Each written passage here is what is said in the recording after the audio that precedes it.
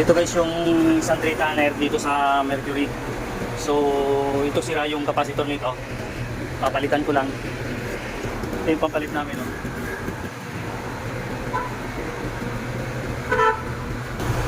So ito yung anong yun.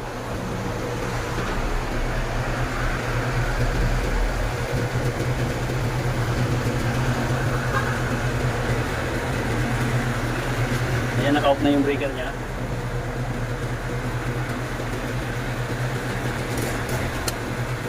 So bali papalitan ko lang ito ng capacitor. Pero chinik ko na ito dati. Wala na rin lamig to, wala nang preyon. So hindi pa ina-approvean kasi ng management ng Mercury, kaya kahit na mapalitan to ng capacitor, hindi pa rin to lalamig dahil wala nang laman ng preyon to.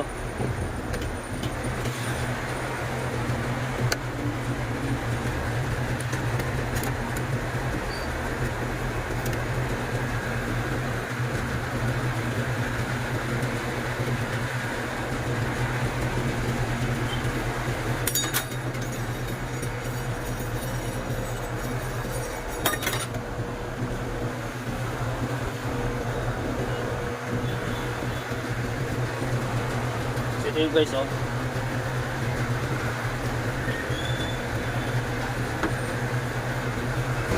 So bali ito yung papalit ko. Ayan. Ito yung luma, oh.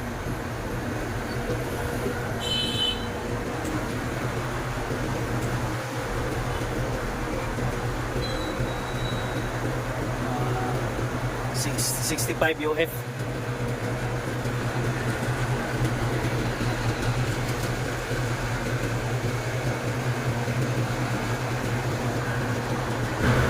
So ayan guys, nakakabit na yan.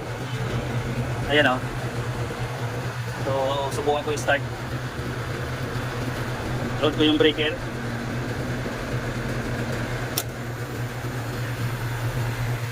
So ayan, gumana na siya. Kaso ang problema nito, lang nito is ito, wala nang lamig.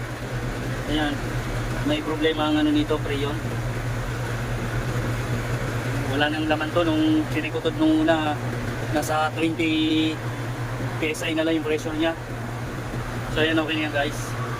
Ikabit ko na lang tong niya.